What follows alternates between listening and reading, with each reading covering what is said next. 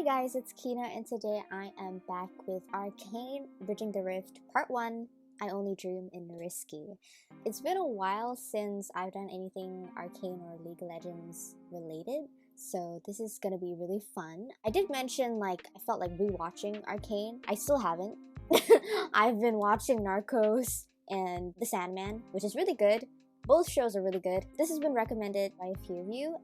I absolutely love behind the scenes content. As a design student, I'm really interested to see how they, the process goes, because in design, you get precedents, ideation, concepts, all that. It's always a never-ending cycle. So I wonder how this is gonna go. I'm interested to see how Arcane really came together. I did see a clip somewhere, I think on Instagram, an animation test of Vi and Jace. Also, I have headphones and earphones because my earphones is for the mic and my headphones is for listening. I don't have a proper mic, so maybe in future I will, but I just have to do what I have to do. And if you do like watching animes or movies, I will be starting movie reactions really soon, so I hope you guys are looking forward to that. If you do like those types of content, I do have a Patreon where you can get access to all my full-length reactions, and if you do like this video, give it a thumbs up and subscribe for more content from me. I upload these videos regularly, so click on the notification bell to know when I upload, and comment down below anything at all for my Twitch, my Instagram, and let's just jump right into Bridging the Rift.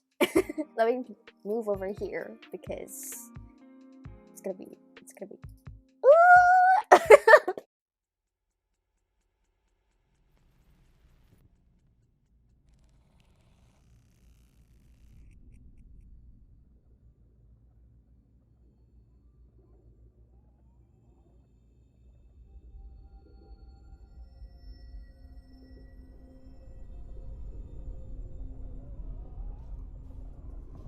With League, the thing is that you play these characters over and over and over. Hundreds, in some cases, thousands of hours people sit with these characters. I'm actually just messing around in the jungler right now. Who are you playing? Mordekaiser. Because he's heavy metal.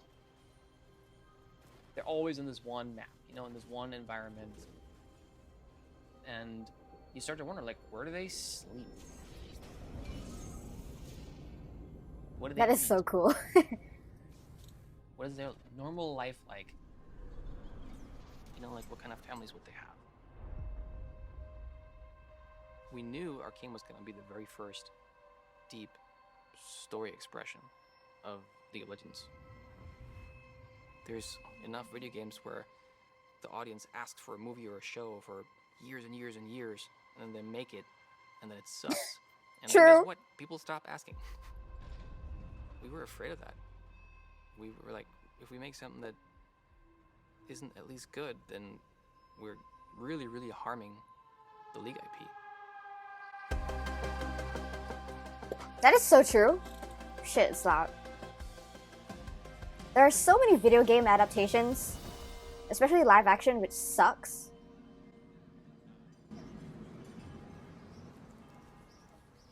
Right now, obviously, the phase. Like Resident Evil. Trying to wrap up season 1. This is Echo with Without hair. Just oh yeah, without hair, right? I forgot.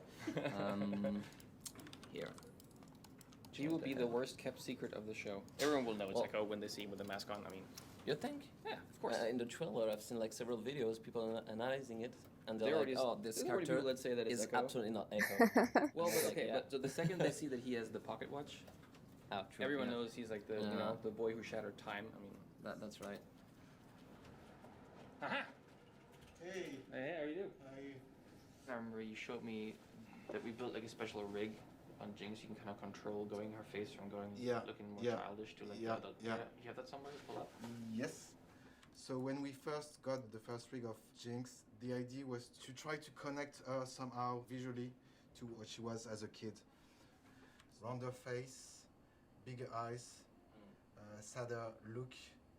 We didn't want the typical crazy girl laughing around like the Joker and just making no sense.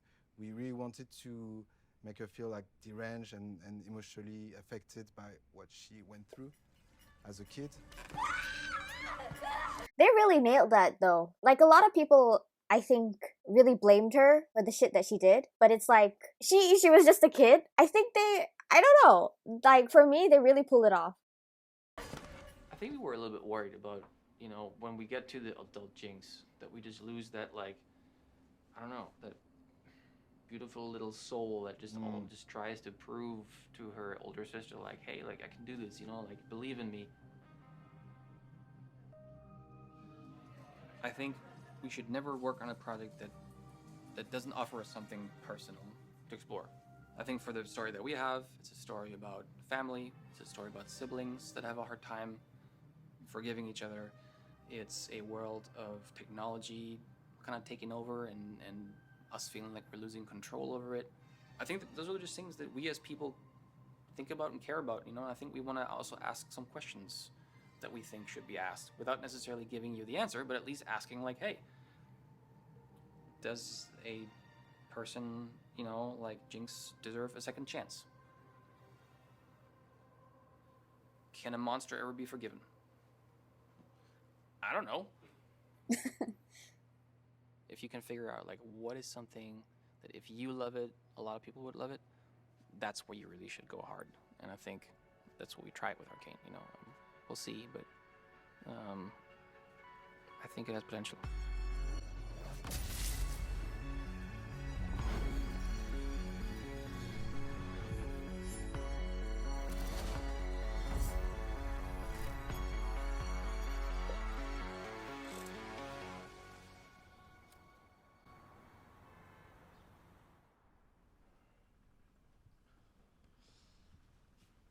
How you doing, bud? The Skinks. I've had them for 23 years now. Damn. I got them when I was 15 and definitely old enough to make that kind of commitment. The thing when you work on story is that, just generally speaking, it never stops. I feel like I just have voices in my head that argue a lot, and every now and again, something they say makes sense, and then you write it down. And that's basically, that's how the characters happen. These are obviously League of Legends characters mostly. I was original creative on like Riven up there, and Ahri, and let's see, Wukong, Nautilus, Lee Sin. And let me just say, there are some characters that I still don't know. Like, I've seen the roster, but I think I have to look at it again. I don't know. That guy I thought was cool. So I did go to school for writing. You know, I went out to LA. One of the things that I stumbled upon was a truly bare bones, desperate sounding Craigslist post for a video game startup. My first and consistent reaction to that was, this company has no chance. I started playing in beta, and I found, the job offering to work in customer support at Riot on Craigslist, which led me to be interviewed by Alex. Yep. For the record. I think League was just really fun because it felt like there was kind of like the fingerprint of the people who made the game was so palpable when you played it, because the characters were so quirky, they were so different. You could just kind of tell people were just enjoying making these characters. Early Champ concept meetings were so fun. We only had the one conference room, and it would just be everyone at the company who liked that, who was enthusiastic about it, just comes in, and you'd show up with something, right? You'd be like, here's this sweet art that I found, or here's this idea that I just jotted down. How do we turn that into a champion? I think the reason that we focused on Jinx was because, I don't know, Jinx just always had this spirit at the company. Katie D'Souza did this, I mean, it wasn't a sketch, it was like a full concept of what she called Psycho Arsenal. It was not so different, honestly, from what Jinx looks like right now. You know, the long pigtails and just kind of like guns all over the place. I mean, everyone just fell in love with it immediately. Vi and Jinx were characters that Alex and I always really liked. Bravo, sis. Oh, that scene was so good. Them together on, you know, the different kind of teams. Alex was working on like the characters themselves, like their creative, their voiceover lines with, you know, other writers. She's such a loser, always ready to cry. And I worked on the music and then the cinematic on Jinx. So on the, I want to try something fun right now. So fun should have some kind of spike up, you know, like the screechy. Okay, I'll try.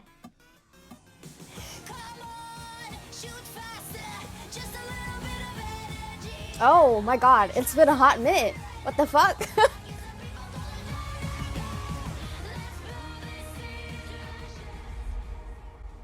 And you know, when Christian made Get Jinxed, that was, you know, the most storytelling I think we'd seen in a video at that point. Arcane started when Alex and I sat down together and were thinking what the devil we should be doing next. Riot in general kind of struggled to put out like long-form narrative content. Our goal was to have deeper storytelling, right? To not just do video game action. Or as we at the company tend to call it, fight porn. I don't know if we call it that anymore, but that's what it always was. I just Accurate. this sense of obligation to the players, you know, it just felt like we created these characters and the players answered us by spending so much time with them and loving them, and it just felt like they deserved to have better stories. Whenever Jinx kills someone, she actually gets kind of like amped up. If basically the promise is It like... would be nice to find some kind of thread, some sort of like emotional question thread. We were just kind of talking, you know, like, man, how fun it would be to make something that's a bit bigger, you know, and the animation space and the story space, and to kind of embrace all these different strengths that the team had developed over the years. Animation, music. Every child... That sounds dumb. Building characters, stories, and just go deep on it. We had this amazing, amazing partner in Fortiche, this animation studio in Paris.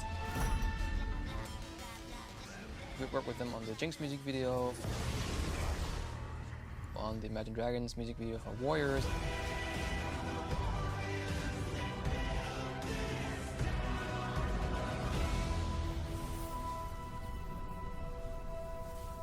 They just always had this like this X factor of like these beautiful visuals, it's super artistic and everything. It just kind of always clicked, you know? I always thought that if there's any superpower that we had in the beginning to make Arcane a thing, it was whether or not we could really unleash the potential of Fortiche. I really want to work in this industry so bad because I'm like this is like getting into my own life, but I'm currently like an industrial design student, so essentially a design student, animation studios and all that. Technically the root of it is all the same. You have all these ideations, all these concepts, putting out everything you can think about. That's what I really like the most about stuff like this. I really want to get into like this industry so bad, especially because I really love video games as well. Hope for the best.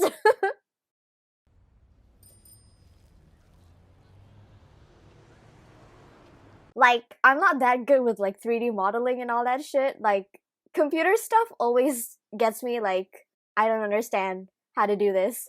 I'm more of a sketch person, so I don't know. I really want to get into this.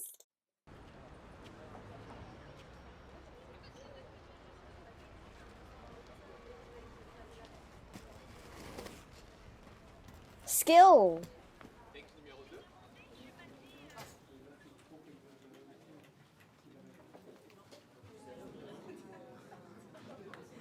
Le problème, c'est de finir après avec un shot final où tu as Rémi qui serait beaucoup trop à gauche et lui qui serait beaucoup trop à droite, quoi.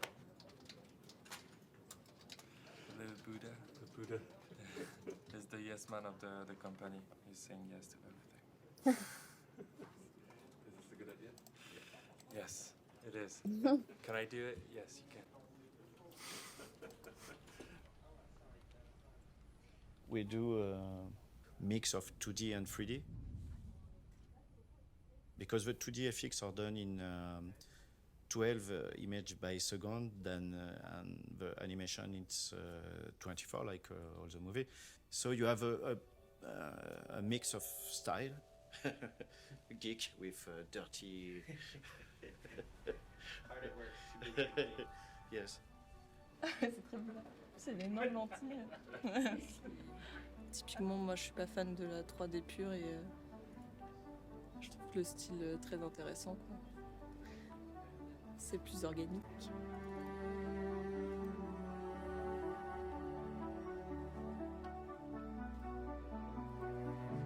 How do you texturize something to look like a painting? We paint. The art style is really amazing.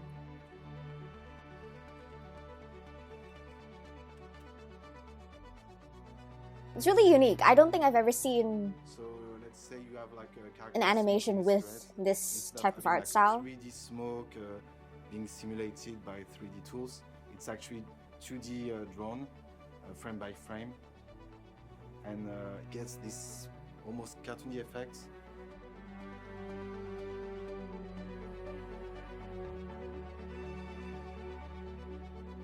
In fact, I start to do this 2D mix and 3D since 20 years with music video. On est en train de maltraiter.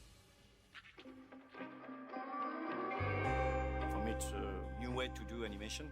It's not anime, it's not full CG, it's a mix of everything.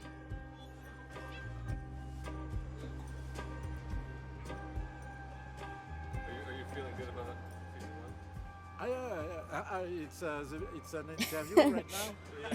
Oh yeah, I'm not in the good mood. I met Arnaud in a party. Arnaud was doing fun, cool music video with no money. Je faisais de l'animation, mais c'était tout le temps un peu expérimental. Oh. Mix média, en stop motion, mais souvent avec une grosse partie quand même live action.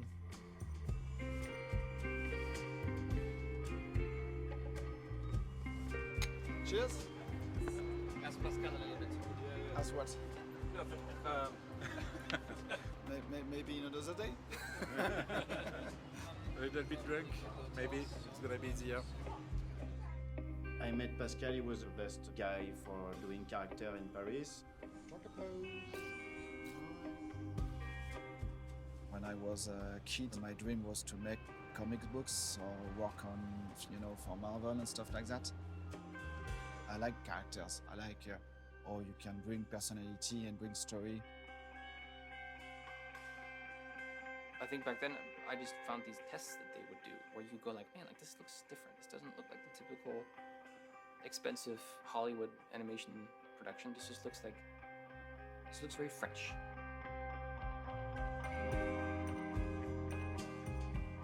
I think he liked the mood because it was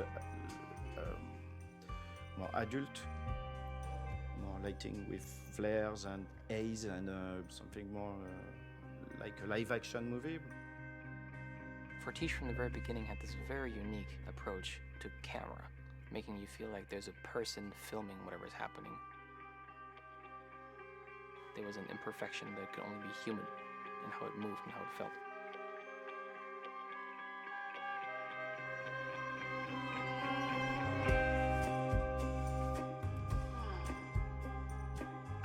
To be fair, the first answer when I went to the right leadership was like, I think we should make a TV show about our characters that is the highest budget ever spent on an animated series. It's gonna be great. The first answer was no, get out of the office. That was like oh crap. Like Christian has showed up with those like bold ideas and bold asks before, but this one was such a leap from sort of music video to like full animated show. It's so unbelievably daunting. And in the back of my mind, I'm just going, how am I going to talk Christian out of this? Like, how am I going to help him realize that like we're jumping the shark here? And then I came back and said, okay, give me like $2,000. And they're like, okay, fine. And so we just started, doing some concept art. Favorite part. This looks really cool, right? Yeah, this looks pretty cool. I thought it was a great idea, but I also knew how difficult it was to pull something like this off. We have something called the video game curse, which is very few games have adapted into film and television well. One of the things that's really true that I think every creative can relate to is a lot of great creative ideas, they're fragile. They start off as a dream and an idea and a vision, and they haven't been fleshed out necessarily. Okay, it was a little bit more, but now we can explore some 3D models and everything, like $5 grand. They're like, okay. And I don't remember getting any of this money. anyway, let's move on. not to linger on this very unimportant. You got $2,000. All right, this is our first behind the scenes in the writer's room. Alex, what year is it? 1922. While we were developing the story, we also started working with Fortiche on these little spikes, you know, of like, hey, what would it look like if Vi was just in her apartment in Piltover, and she's like venting about how Powder, her little sister, you know, is just always messing up. You know, it was just a test of like, hey, like, can we even do animation where acting feels good? All you had to do was run, Powder. Didn't we spend a bunch of time preparing you for this? You and I? In the back of my Ooh. mind, I was going, I kind of hope this loses steam because this is so unbelievably ambitious. Like, I don't know how in the world we're gonna pull this off. That's when I said, okay, could you give me like, I think it was like 65 grand or so. Sorry, the title of this episode is really, it really fits. It's such a risk, you know, having like investing all this money into something you really think can work. It's like, it's such a huge risk. This is just honestly pure passion.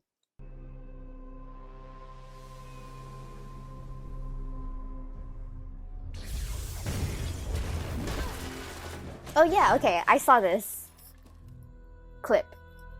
And there was this fight scene, it was sort of this animation test with Jace and Vi on a rooftop.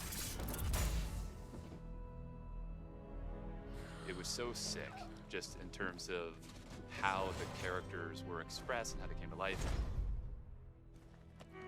Like all those little incremental tests they were just like, yeah, we need more of this.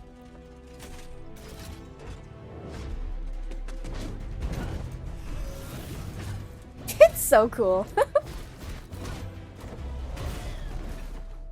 think that was the time when I think they realized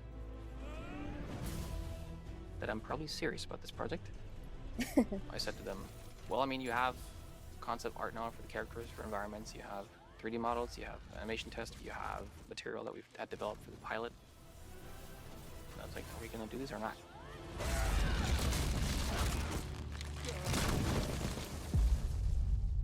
I sort of think about it as like, oftentimes not knowing what we're getting into was an advantage, because I think if we did know, we would have said, there's no way.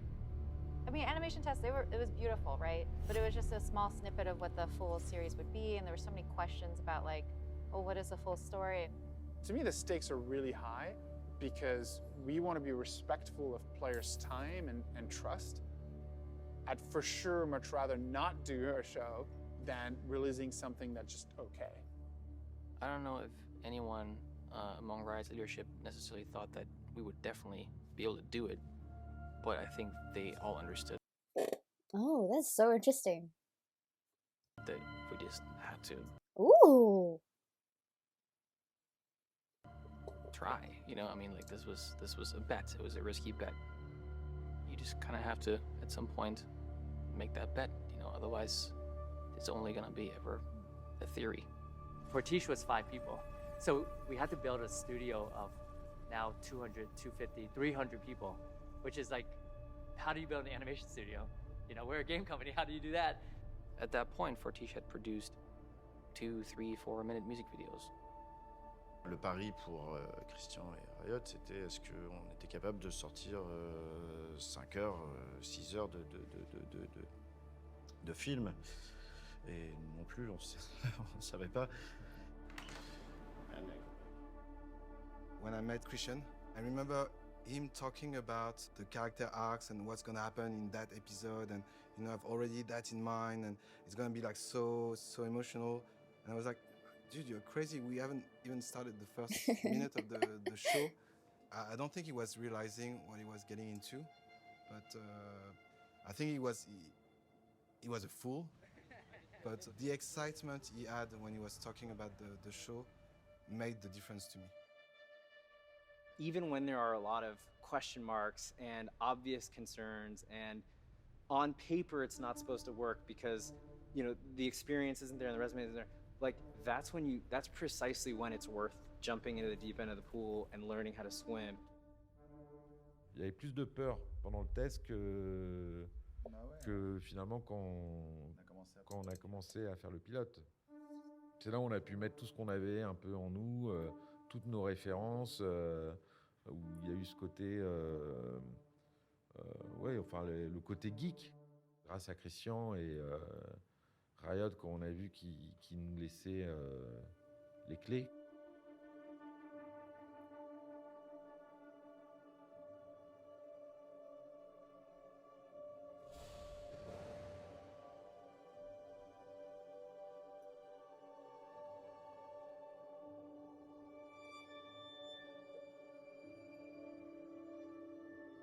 That is so cool.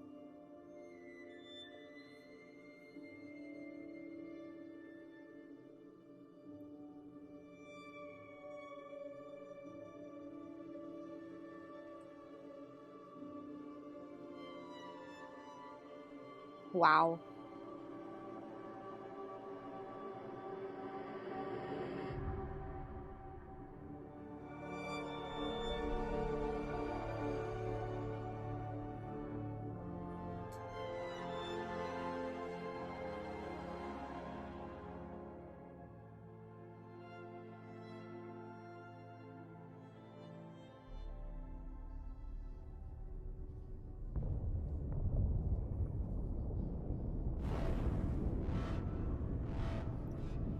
Basically, we had the pilot, wrapped up more or less, and now was the time to start working on the rest of the first season.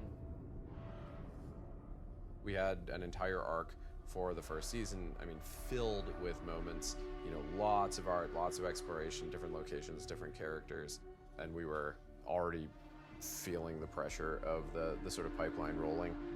These episodes take a tremendous amount of time to animate, and once the episode is in various stages of animation, changes are possible, but any change is tremendously disruptive in terms of the amount of time and resources it takes to so you're kind of locked in.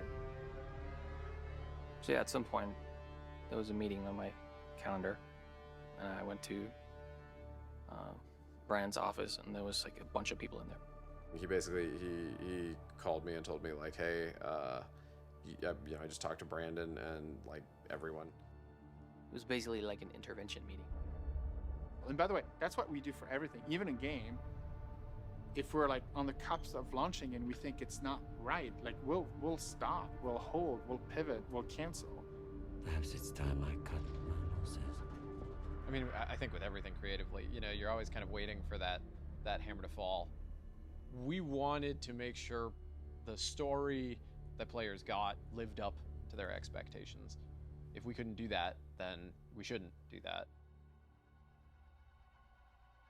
The consensus was, you don't have the story yet, and it's not gonna work,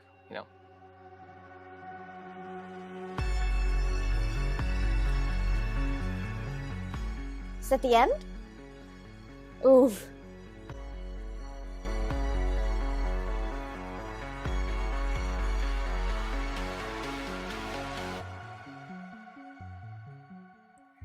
That was so good.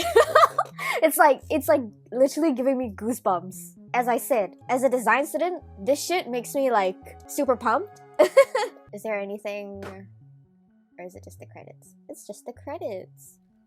That is so cool though. This is so good. Even with video games, motion capturing and all that stuff, it's so fun to look at. My favorite part about this is basically all the concept art, because that's one thing I really like doing as an industrial design student. It's just coming out with a bunch of sketches, a bunch of designs. My teachers are always like, just put everything out there. For me, I think in my design area, it's more like we sketch, we do ideations. You can't go into it really with a, you know what this is, you know what the end goal is kind of thing. It's more or less, you put everything out there, but then you come back to it, you change stuff, you go back, you come, it's like a whole, it's not linear, it's just, you're changing everything as you go on and on and on. And it's really cool. It's really tiring especially for them. And it's like a huge gamble for them because it's like they're investing like money into this. It helps that League of Legends is already like a well-established game, but it's still like that pressure because you have all these people looking forward to this, basically. It's really scary. I know there's a second part, I think. I'm not sure if there's gonna be a third part, but I will definitely react to the second part. Yeah. This literally gave me goosebumps. I really enjoyed that. Sorry if I'm getting this wrong, but was it Christian that when I watched The Mummy, right? Is that what it was called? Oh crap, it's been a while. The music video. He's the singer and composer for that one, right? If I'm not mistaken. Do correct me if I'm wrong. It's so good. I really want to go into this industry so bad. If you did like this video, give it a thumbs up and subscribe for more content from me. I upload these videos irregularly. So click on the notification bell to know when I upload, and comment down below anything at all. Follow my Twitch, my Instagram, and I will see you guys in the next part of Arcane Bridging the Rift. Bye!